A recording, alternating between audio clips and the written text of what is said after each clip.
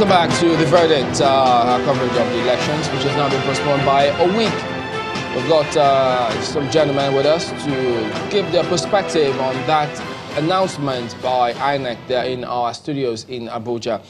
We've got Chima Amadi, who is of the Center for Transparency Advocacy.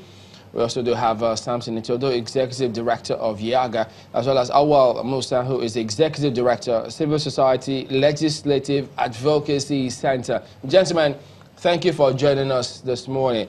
Let me start with you, Awal. What kind of advocacy can Nigerians possibly accept for the rescheduling of these elections? What's your impression of it in the first instance?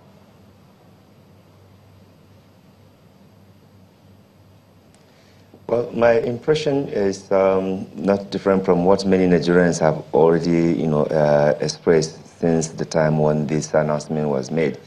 That, yet we are witnessing another, national, if you like, global scandal, because many Nigerians and, of course, international community, they just don't understand why Nigeria all the time we can't just, do things, rightly.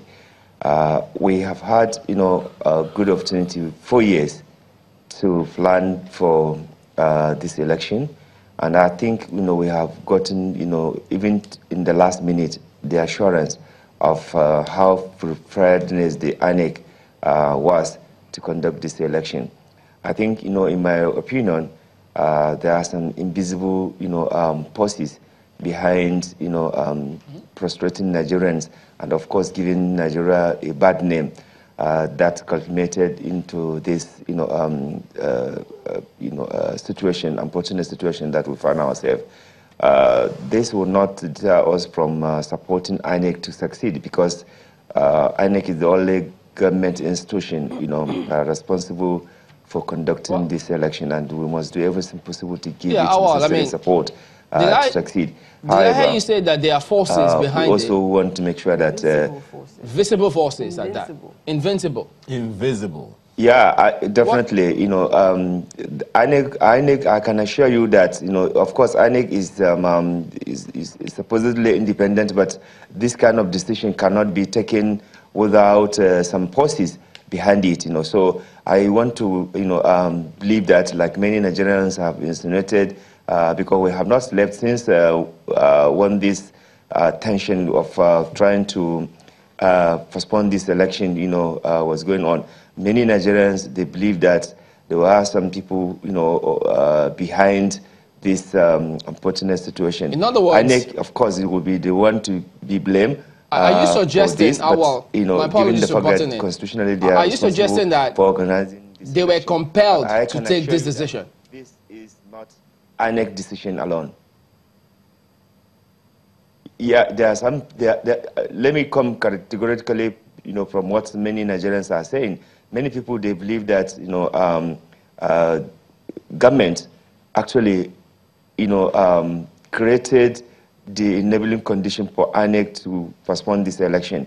So there's no doubt that government and some powerful politicians, they decided to do what they have done, and them now push INEC for INEC to take the blame, because it is INEC that will do the announcement. It is INEC that will take responsibility for whatever shortcoming. But I am saying that Nigerians should not really be, they should not take this as a terribly disappointing thing that will make them to, not to come on board next week. I think they should come on board. Civil society groups, despite the fact that we have spent a lot of enormous resources in this process. Even international observers, they came, they spent a lot of money. They have all exhausted their budget. So there's a huge implication for civil society organization and even for the international observers. If government, and political parties, they don't have that problems, I can assure you that we from civil society, we have spent our mega resources, we have kept ourselves busy trying to make sure that this election is conducted in a manner that will make Nigeria proud. But what this development has led us to is to cast aspiration in our seriousness about consolidating democracy in Nigeria. All right, let me bring in Samson. Samson, did you see this coming?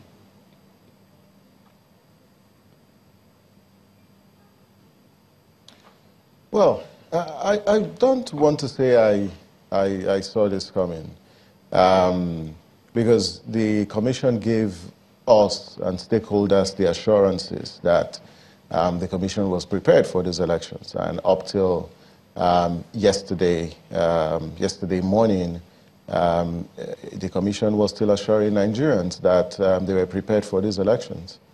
But I think that we're very, very disappointed with the state of things, because after getting all the assurances that the Commission was ready for these elections, we are now faced with a postponement and rescheduling due to logistical issues.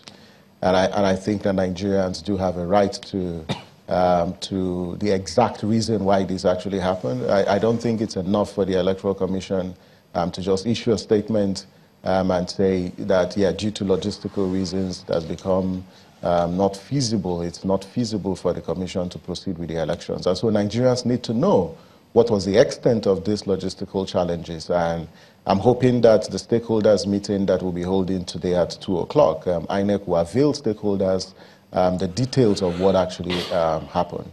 The second is that I think it's important also the Commission needs to manage its communications properly. The time that the Commission communicated this was way too late, because there are questions that INEC needs to answer. First, at what time did it discover that it concluded that it was no longer feasible to proceed with the elections, when as at yesterday morning and down to midday, there were already logistical challenges? And why did it take the Commission so long to make that communication to Nigerians up till about 2:30, 3 a.m.? And I want to tell you, I was at that press conference when in INEC at about 2:30 to 3 a.m. this morning when the announcement was made. But I thought that the Commission should have come up earlier to talk to Nigerians and douse the tension. As we speak, a lot of NYSC members are stranded across the country because people had already deployed, and the resident electoral commissioners, and for states that had materials, they've already deployed. And so this is really unacceptable. But the country also needs to move on. But as we move on, INEC needs to come up with clear explanation as to what transpired. All right, we'll go to break. And Chima, we know you're there, but just give us a moment. We'll be back.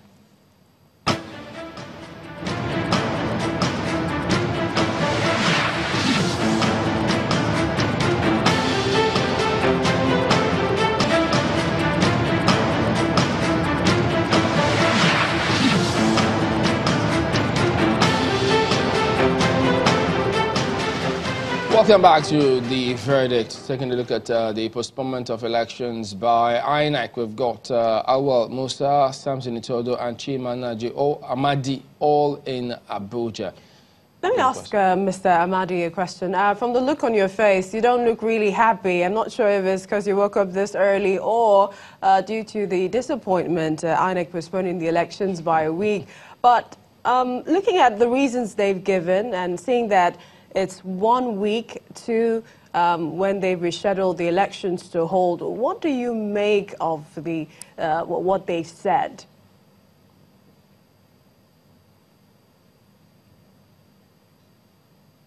Yeah, of course, first of all, good morning, Nigerians. Of course, I'm disappointed like any other Nigerian that what happened.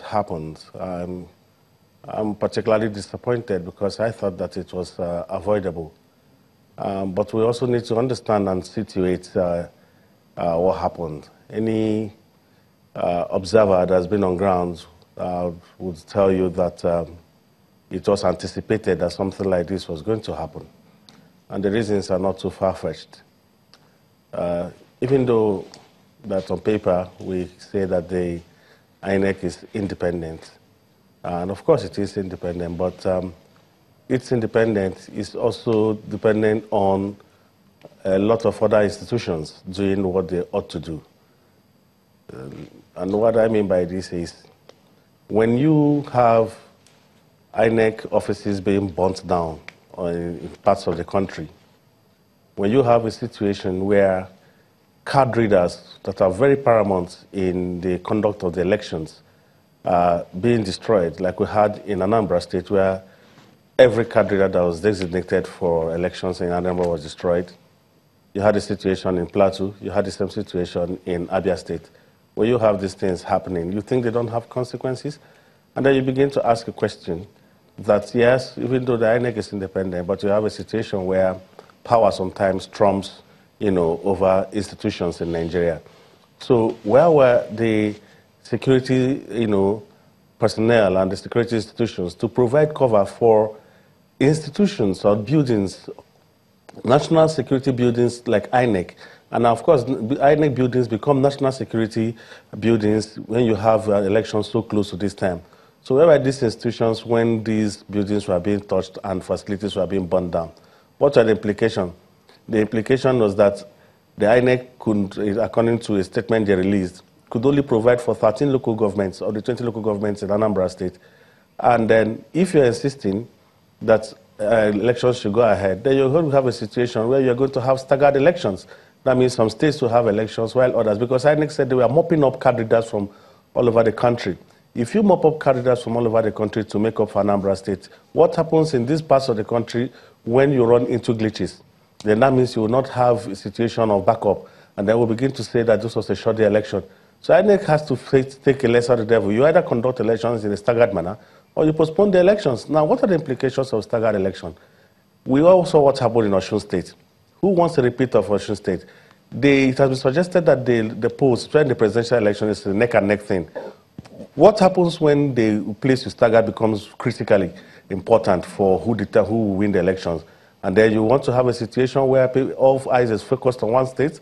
I believe INEC was faced with a situation where they had to go for a lesser devil.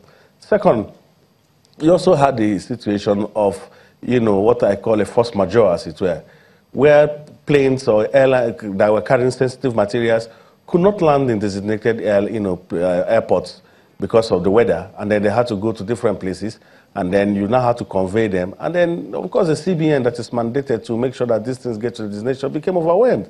These are issues that, our observers all over the country were reporting back to us, who were also with different state resident electoral commissioners, and they were reporting back to us these issues. Nigerians have a right to be disappointed.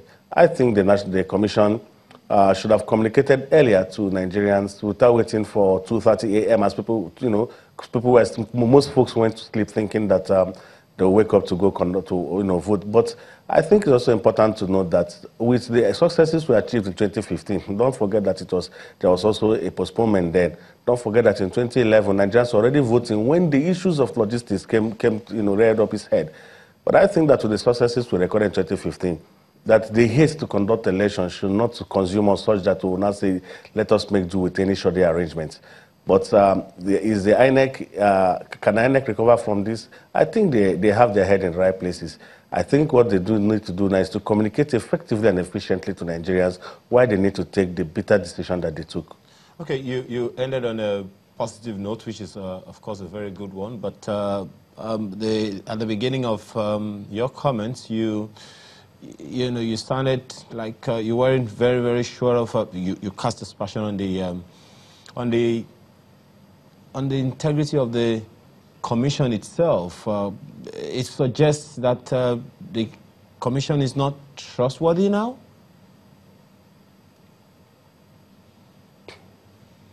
No, I didn't cast any aspersion on integrity of the commission. I think you misread me. What I said that even though INEC is independent, but that it's independent, it's also independent on other arms in the value chain, also stepping up to the plate and carrying out their functions. And so I mentioned the matter of, the security operation or, institutions not providing cover for INEC infrastructures. Penultimate to the election, these infrastructures become national security infrastructures. And I felt that the fact that it was easy to touch whole offices of INEC in 3 different states, 4 now, like we are being told, that it was unacceptable and unconscionable on the part of security forces. Now, these security forces are not controlled, they're not in the direct control of the Independent National Electoral Commission. Yes, so it is independent, but it does not control security. It has to depend on the Nigerian police and other security arms to provide security. The movement of materials is also the security is also provided for by these same arms. Don't forget that we've just informed that in Niger East and Central, The ballot papers were stolen. It was the security forces that are supposed to provide, security for this. So the point I'm making that even where institutions are supposed to have some independence, that sometimes power trumps over the independence of institutions. And so it will not be too good for us to say, oh, the INEC has failed, when indeed, if it was ready, but then some circumstances beyond it in the terms of its deployment and the safety of its facilities were not in his hands to control. I have a question for Mr. Samson Itodo. When I see you, I think not too young to run. And knowing that 51% registered to vote, what do you think is going through their minds, the young people now, after this 1-week postponement?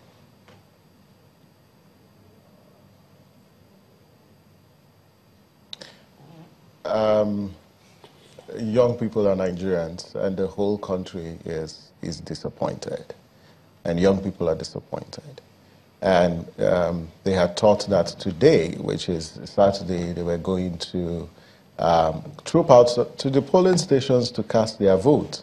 But that's not going to happen. I thought the morning after will be Sunday morning when we will be talking about the elections. But now the morning after, it's now Saturday. We're busy talking about postponement of this election. But do you think they will have the same enthusiasm? And why? Because there was so much hope. Do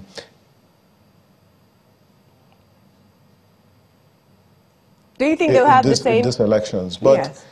My call to young Nigerians and even voters is, as much as we are disappointed and frustrated, we need to look at this with more hope that the Saturday elections will be as credible as it should have been, and also to say that it is better for us to have a delayed election than to go into an election where its credibility is not guaranteed. Because it would have been a disaster if INEC had proceeded with this election. Because across the country, there were reports around issues relating to logistics. Perhaps if INEC had proceeded, we would have been recording late opening of polls, or we would have been recording either shortages of materials across the country. And so, as we march towards Saturday, it is important, one, for INEC.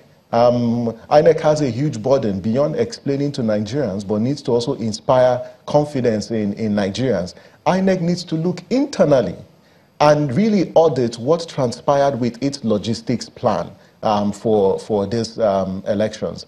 And the Commission did say that the reason why you've got this postponed for a couple of weeks is to manage all the logistics dealing with card reader machines that need to be reconfigured. But I think that we've got a cross-section of important Nigerians, particularly the NYSC members who are presently stranded across the country.